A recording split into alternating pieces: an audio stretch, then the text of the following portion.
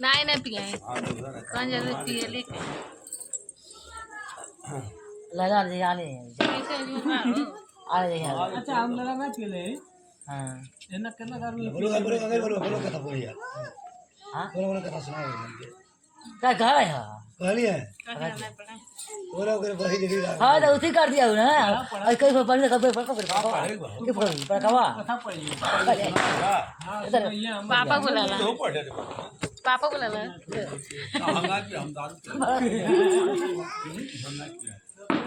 बोलो बोलो जल्दी ए बोलूगा पढ़ते ना फिर पढ़ेगा बोलूगा रे चलो बुला दे चलो गुलाम मर दे दादा ना ए चलो बोलो दिखा पढ़ने लगना चलो हाँ कहा कहा कैसे वो पढ़ जाते बीए कैले वाले सिपाही का बोले बस चलो वहाँ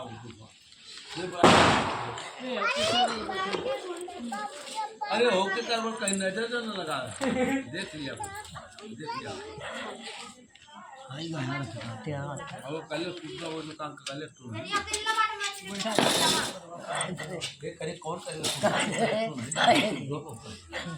तो नहीं कौन करे अरे मत पिए ले ही नहीं ले बोलो कहां ले मंदिर में मुई वो जान ये बोलूगा फोन कर ले चिल्लो मेरा दीदी सरस्वती वाले में ले लेंगे तो पुले भेले पे पीछे आका दुकान का सामान ला लेने कान कहां रह ले राती के लाइट कमी वाला लाइट लाइन में लगा तो लगा दे पर भाई क्या होता जाना थे लाइन में लाइट में नहीं ते हमारे घर का मालिक है ते गड़बड़ा देते सब करवा चौथ व्रत साड़ू का होला साड़ू इसका सबसे बढ़िया है ए जा भगवान नीचे जा आराम कर नीचे बैठ आराम कर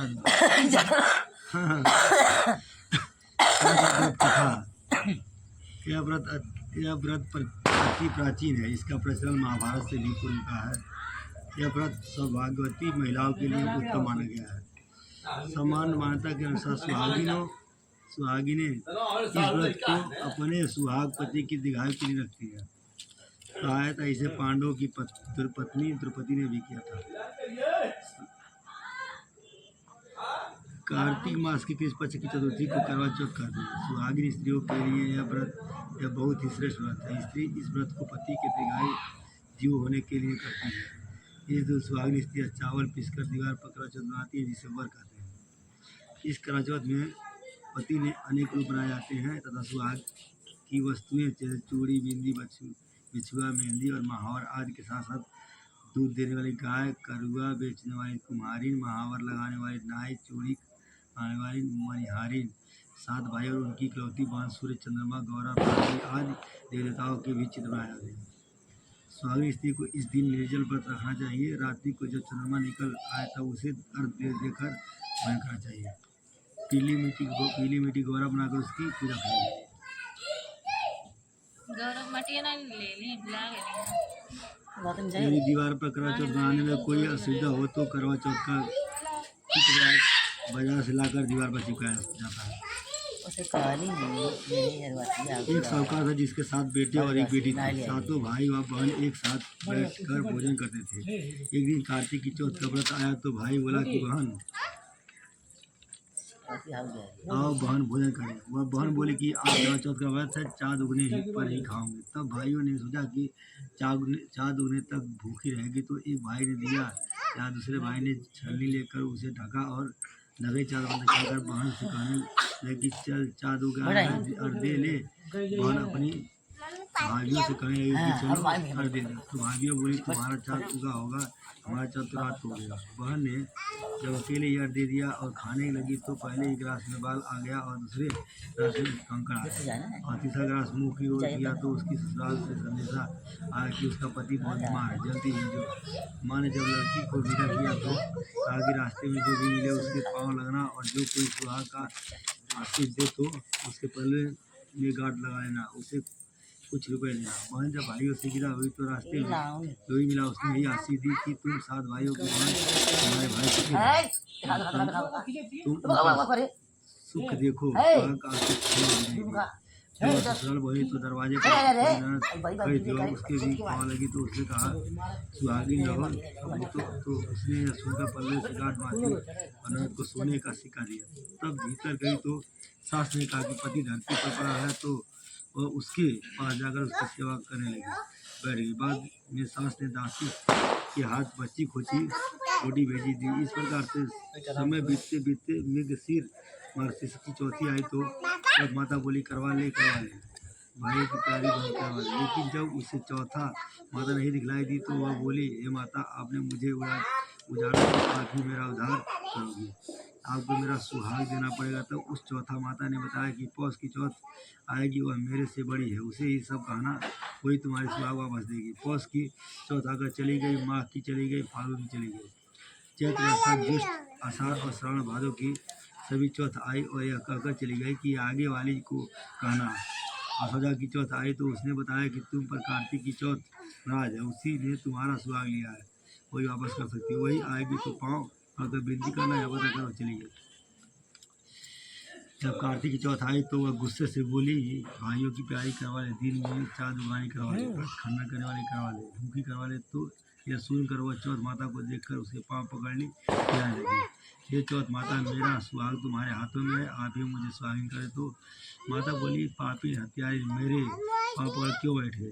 तब वह बोली कि जो मुझसे भूल हुई उसे क्षमा करो, तो अब भूल नहीं करूँगी। तो चौथ माता ने प्रसन्न होकर आँखों से काजल दिखा, आँखों से मेहंदी और टीके से रोली लेकर छोटी उंगली से उसके आदमी पर छीट दिया। तो वह उठकर बैठ गया और बोली कि आज मैं बहुत सोई। वह सोया।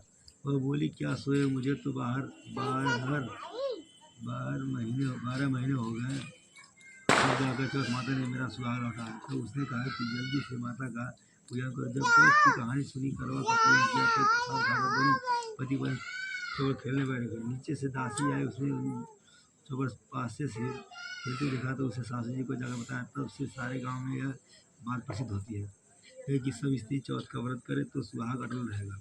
जिस तरह साहूकार की बेटी का सुहाग दिया, उसी तरह से चौथ माता सबको सुहागिन रखे। यह करवा चौथ के उपवास की सनातन महिमा है।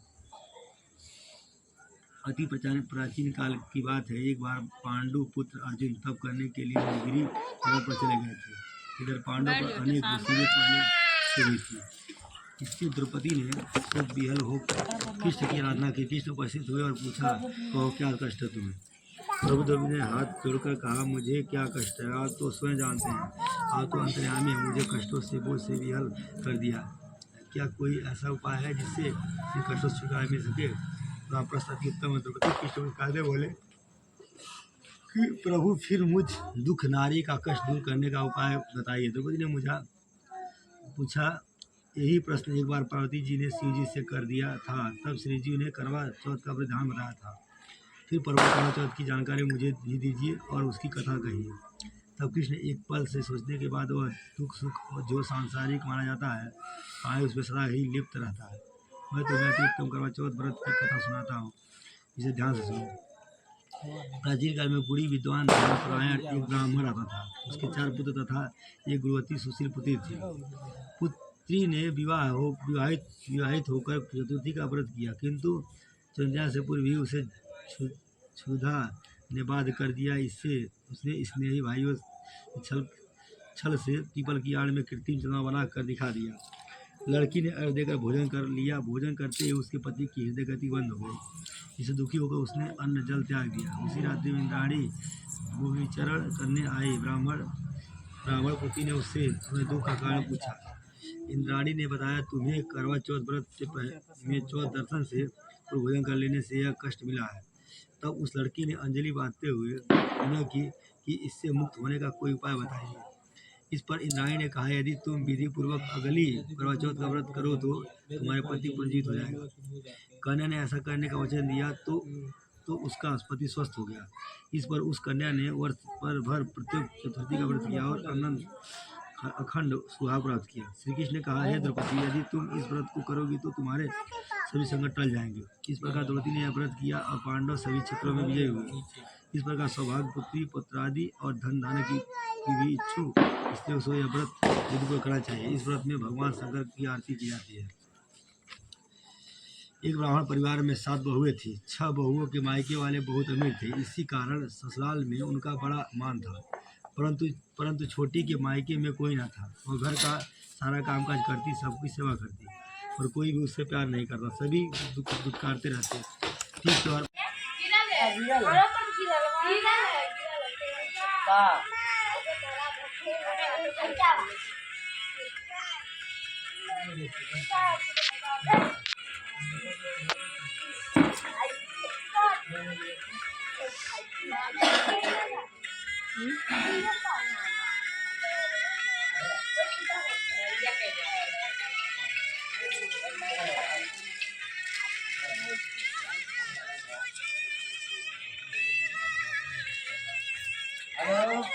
हाँ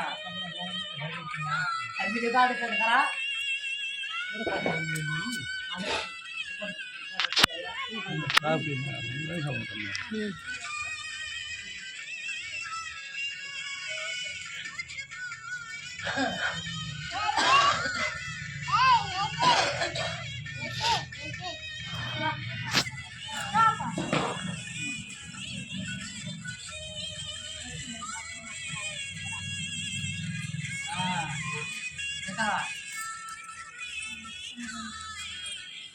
बोलावली ताई बा ऐकलीन भेजवा दा चाहिए खिचड़ी खाइयो सर कैसे तैयार थे रे आई देख बता दे केरा है खइबे आके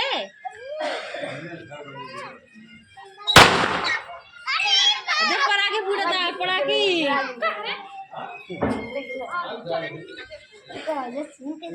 खाना खाई लिए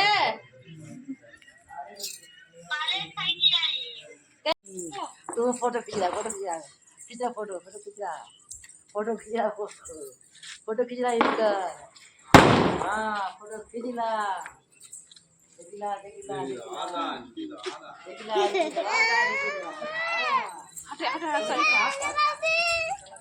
अब मारो ये मैंने हट जते है ना लाहन काय धाव का तुला नाली कहाँ बाटी हाँ बाबू लाला हो तुला नानी कावारी तुला नानी कहाँ बाटी हाँ नानी तुला कहाँ बाटी हाँ भागा रे तो नहीं तुम्हारे दा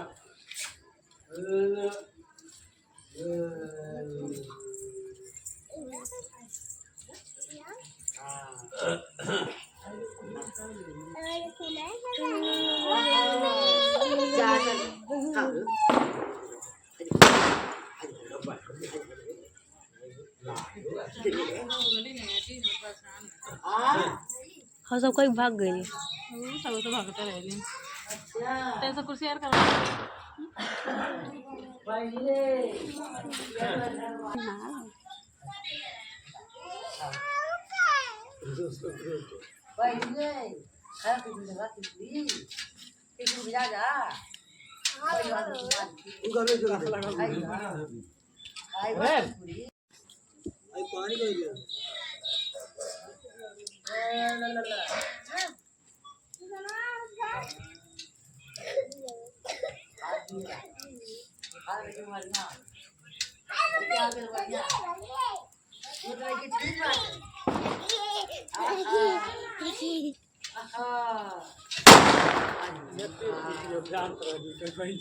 खत्म फुट गेला का खत्म फुट का हो खत्म फुट का कौन फूटे वाला है पापा कहाँ जा बात है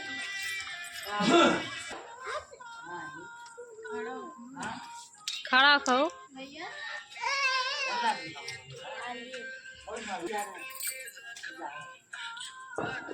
अब रात भर जा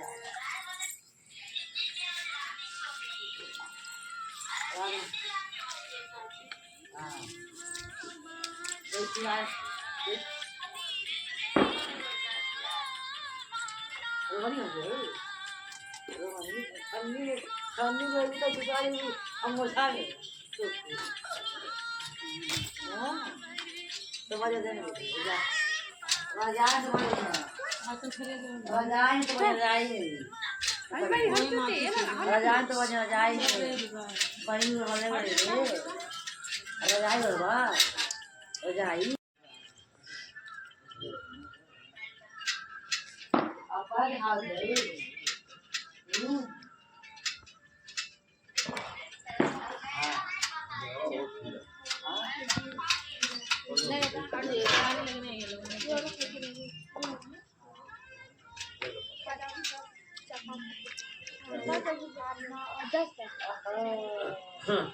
kalau kata mar tamar man thai lo enga ati le du phara khaja samai ba kai hai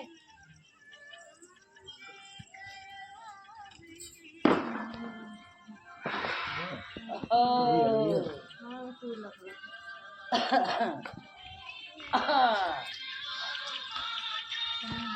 ada deh